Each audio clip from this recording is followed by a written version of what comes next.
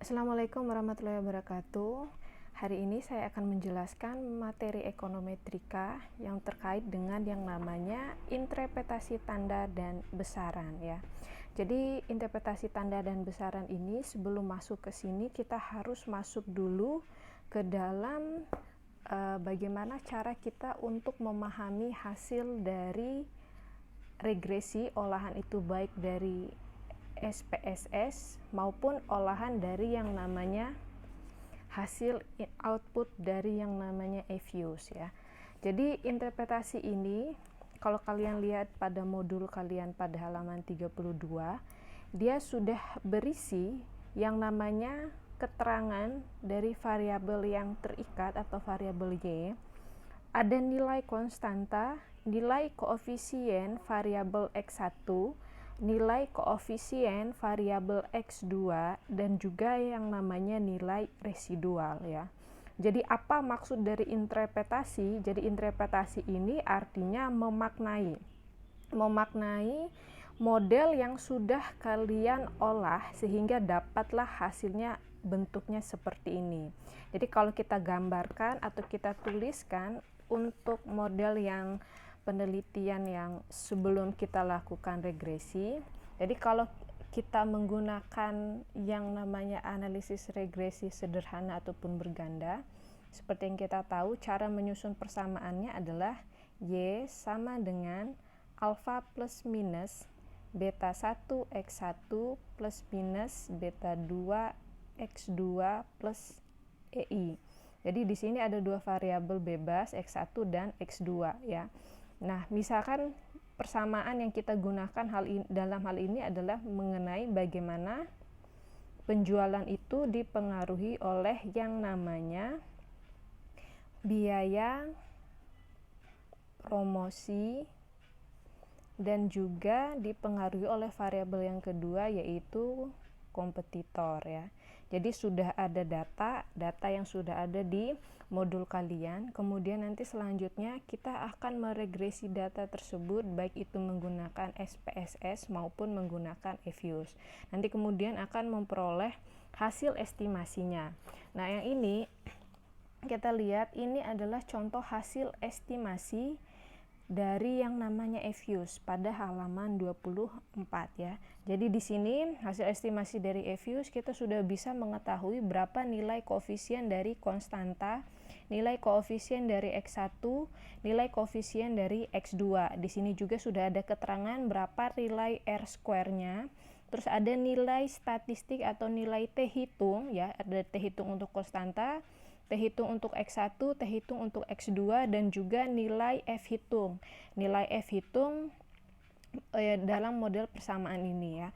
Jadi sekarang dari sebuah penelitian ekonomi tujuan akhirnya adalah untuk mengetahui apabila kita menggunakan regresi berapakah nilai koefisien ini. Jadi yang mau kita ketahui dari menyusun model yang ini itu adalah berapa nilai yang ini, berapa nilai ini, dan berapa nilai yang ini ya. Nah, kemudian kita sudah mendapatkan nih kalau dari hasil estimasi melalui EViews, jadi kita sudah dapat berapa nilai untuk C-nya atau alfanya ya. Jadi di situ misalkan kita akan menuliskannya. Jadi penjualan sama dengan di sini nilai konstanta atau nilai C-nya yaitu 87, kita tulis di situ 8.789365 positif ya. Di sini untuk koefisien beta 1 atau koefisien X1-nya itu adalah positif karena di sini nggak ada tanda minus. 2.2068803. Jangan lupa masukkan keterangan variabel bebas di situ yaitu biaya promosi. Terus kemudian kita lanjut ke yang ketiga, ini tandanya adalah positif. Jadi positif di situ nilainya 8090710 kompetitor plus EI ya. Ini kemudian kita sudah mendapatkan yang namanya model penelitian kita, berapa nilai konstanta, nilai variabel koefisien variabel X1, koefisien variabel X2. Nah, sekarang langkah selanjutnya kita adalah membahasakan atau memaknai apa makna nilai ini, apa makna nilai ini, dan apa makna nilai ini, serta membahasakan apa makna dari yang namanya nilai R² ya. Atau dalam bahasanya kita melakukan yang namanya interpretasi. Di dalam interpretasi ada dua hal yang harus kita lakukan, yaitu membahasakan nilai dan juga membahasakan tanda. Jadi membahasakan apa makna tanda positif di sini, makna tanda positif di sini, dan makna tanda positif di sini. Sedangkan untuk interpretasi nilai, apa makna nilai ini, apa makna nilai ini, apa makna nilai ini terhadap yang namanya penjualan ya. Jadi sekarang kita masuk ke sini ya. Interpretasi tanda dan besaran. Jadi kita sudah dapat tadi nilai penjualan itu ternyata dipengaruhi oleh biaya promosi dan kompetitor. Nilai konstantanya adalah 8.789 plus 2.207 biaya promosi plus 8.091 kompetitor. Jadi interpretasi yang pertama adalah kita membahasakan nilai konstanta atau nilai alfa atau nilai C tadi, yaitu nilainya adalah 8.789 dan tandanya adalah positif. Maksud dari konstanta itu adalah apabila nilai X1 dan X2-nya adalah tetap atau tidak berubah, maka penjualan itu akan tetap mengalami kenaikan kah atau mengalami penurunan. Itu tergantung pada tanda koefisiennya. Jadi pertama interpretasinya adalah jika promosi atau biaya promosi itu nilainya adalah 0, maka prediksi dari penjualan adalah sebesar 8,789 juta. Jadi angka 8,789 juta itu berasal dari nilai yang di sebelah sini ya.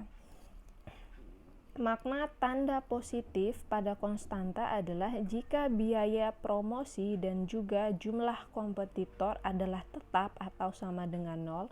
Artinya kalau misalkan biaya promosinya bulan ini 1 juta, kemudian bulan depan kemudian tetap 1 juta, maka penjualan akan tetap mengalami kenaikan sebesar ini ya. Demikian juga misalkan kalau misalkan jumlah kompetitornya itu tetap misalkan jumlahnya adalah 12, terus bulan depan jumlahnya tetap 12, maka asumsinya adalah penjualan itu akan tetap mengalami kenaikan sebesar 8,789 juta ya.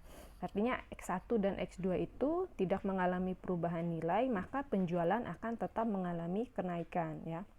Kenapa dia dikatakan mengalami kenaikan?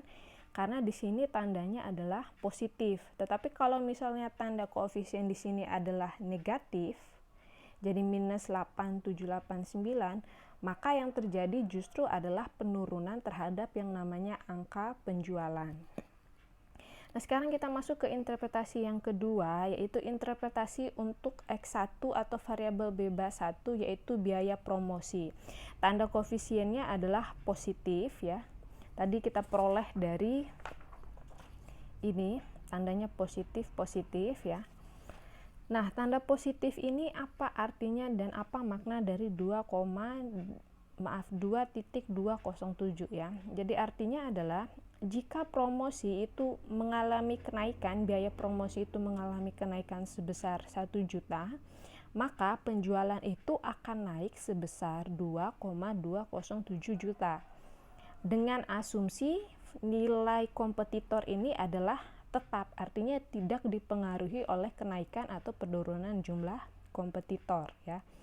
Sebaliknya, jika dia mengalami penurunan penjualan, jika sebaliknya biaya promosi itu menurun, maka penjualan juga akan tetap menurun ya. Artinya di sini tanda positif ini menunjukkan arah hubungan yang searah. Kalau yang satu naik, maka akan naik. Kalau yang satu turun, maka akan turun ya. Jadi kalau misalkan di sini tandanya adalah negatif ya. Kalau misalkan biaya promosi tandanya adalah negatif, artinya di sini hubungannya adalah tidak searah. Kalau biaya promosinya naik, maka justru akan menurunkan yang namanya penjualan. Itu makna dari tanda negatif di sini. Asumsinya yaitu jika asumsi lain yaitu seperti variabel kompetitor nilainya adalah tetap. Seperti yang sudah saya jelaskan tadi, biaya promosi naik tapi kompetitornya harus nilainya adalah tetap atau tidak dipengaruhi oleh nilai kompetitor. Nah, sekarang untuk variabel yang kedua, kompetitor ya. Jadi variabel X yang kedua ini ternyata tanda koefisiennya juga adalah tanda positif ya. Artinya jika jumlah kompetitor itu naik sebesar 1, nah sekarang perhatikan, di sini 1 dan di sini adalah 1 juta. Kalau di sini kenapa dia ditulis 1 juta? Karena berkaitan dengan yang namanya biaya promosi ya. Jadi biaya promosi itu pasti dalam satuan nominal uang, mau itu 1 rupiah, 100.000, 1 juta, 1 miliar atau lain sebagainya, tergantung pada data awal kalian, maka ada keterangan nominal di sini. Nah, sedangkan di sini untuk jumlah kompetitor ini berkaitan dengan yang namanya kuantitas orang atau barang. Jadi tidak berkaitan dengan yang namanya nominal uang ya. Jika jumlah kompetitor naik 1, maka penjualan akan tetap naik. Kenapa di sini dikatakan akan tetap naik? Karena tanda koefisien X2 itu adalah positif ya. Dan sebaliknya, jika kompetitor menurun, maka akan menurunkan penjualan. Makna tanda positif pada koefisien kompetitor menunjukkan arah hubungan yang searah. Jadi kalau misalkan X1-nya naik, maka akan diikuti oleh kenaikan terhadap Y. Demikian ya. Jika X2 mengalami kenaikan, maka akan diikuti oleh kenaikan pada variabel Y atau penjualan.